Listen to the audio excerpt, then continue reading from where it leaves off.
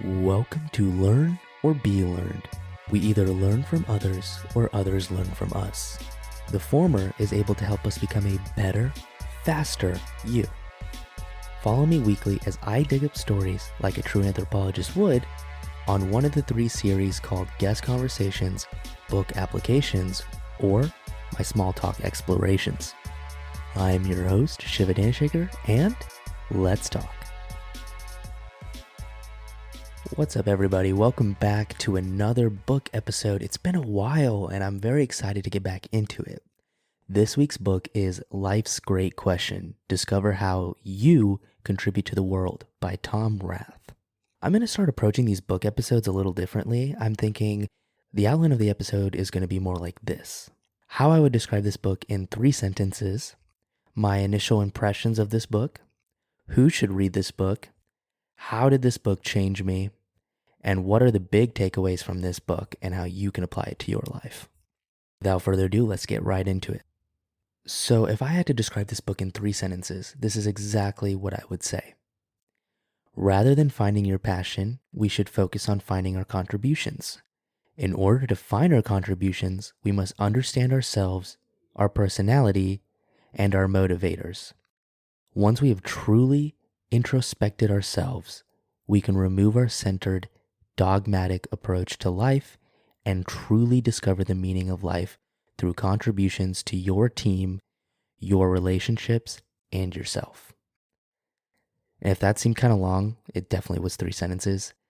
There was a lot of commas.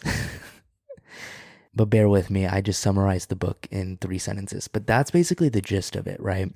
And if I had to give my impressions of this book, I would say that this book was a bit self-intuitive, but well understood. It involved concepts we know already, but the approach seemed in a new light way, which was really refreshing, I would say. Part 1 was good at helping the reader understand what life's meaning is really about, and it kind of strips away the idea that this is not a self-centered approach, and we should be asking ourselves, how can we help more people, essentially?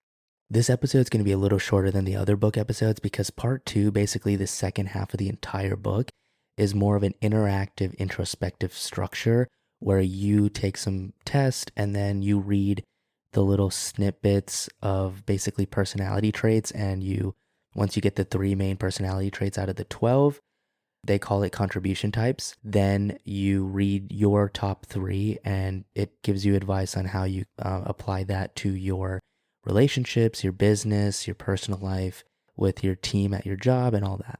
So in my opinion, the second section was nothing groundbreaking, a little bit redundant and self-explanatory. And like I said, the whole book was a bit intuitive, but I was starting to think, this advice was so simple, and I was a little dogged down a little bit about it. I was like, okay, I don't feel like this book taught me a lot of new things. I was excited and it didn't. Then I realized the best advice is simple. Things like eating right, focusing on sleep, exercising, these things are well-known, intuitive, and are simple, but they are the best advice. And perhaps my disappointment could be a little inappropriate. I think that this should excite me because, repetitive knowledge means it's sticking, that I actually know this already. I've learned it, right? Moving on, who should read this book? Someone who is open-minded, looking for life's purpose, and someone who does not know this important distinction. The distinction between purpose and contribution to make a meaningful life. If that sounds like you should definitely give this book a go, at least part 1. For part 2, you're going to have to take a test, and then it's more of an interactive self. This book overall was pretty good, but if you want the gist, keep listening and I will give you the big takeaways. So next, how did this book change me? Well, I always get a little anxious about, what is life's purpose? And I'm hoping some of you out there are thinking the same thing, like, oh, that sounds like me sometimes, right? I'm 22, going on to 23, and I was constantly anxious by thinking, there's so many ideas. What could be my purpose? There's so many things I can do. All these doors opened. I don't know.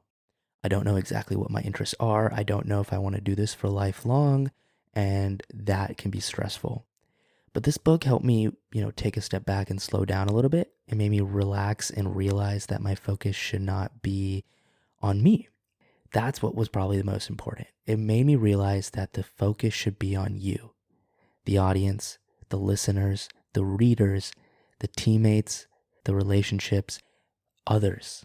If I did that slight shift of thinking about me, purpose, to you and contribution, I realized that I could actually slow down and enjoy what I'm doing, right? And if you keep a watch out, the next small talk episode, I go a little bit further into what I learned about the difference between purpose and contribution. And especially it made me think about that from this book alone. But anyways, how can I make a meaningful contribution to others in everything I do? And that's where I learned. From here, I can observe how my influence can be visioned and then scaled. How can I help you all in a meaningful way? Whether that is reading the books myself, making really detailed notes, posting that on my website, giving my review, my rating, and my application and how it can apply to your life. Whether that is talking to guests and listening to their advice and hoping that some things can resonate and help you, or just pondering with me on my small talk episodes. I'm hoping that this can provide you some value. If you find what I do very helpful, I would love for you to give me an Apple review. It would mean a lot. And if you could hit that follow button, that would be great. I really love helping you on. I love hearing feedback. Please always email me, message me, find me on social media. My links are always in the podcast descriptions. I don't know if you all look at that, but there are links, whether it's with guests or myself. There are links to my email and everything, and I'd love to hear from you. Any advice, anything that helped you, that'd be awesome. And lastly, the big takeaways from this book. So I realize this book is talking more about following your passion proceeds with the presumption that the world revolves around you. However, creating your contribution unravels what you can do in this world today to create meaning by helping others. And this book talks about personality, right? It says personality is relatively stable over shorter periods of weeks, but has a higher chance of change during mid-ranges of years. So within decades, substantial change can occur. So a really important idea that came up and popped up in my head when I was reading this book is, I think more people would be happy in their jobs if they saw their corporate work as less of climbing a ladder and more like a distance in a marathon from their starting position. It's all about personal development, not the money in your bank account. And I always say this to people when I talk to friends and everything, when we talk about stuff, and I always say, money follows the best in their field. People that are super rich, Floyd Mayweather, didn't follow the money. He followed his interests. And I think if you just are passionate about contributing and helping, then everything shifts, right? And the book also talks about 3 core elements of change that can be implemented to create more of the job you want and not the job you have. And basically the thing is, it says, alter your tasks, alter your relationships, or alter your perception. So if you're going to alter your tasks, either push your boundaries by taking on more tasks, eliminating tasks if you can, or most importantly, at least I think, is performing them in a different way. So for example, if you're bored of filing numbers on an Excel sheet, maybe learn how to do it faster, hotkeys or shortcuts.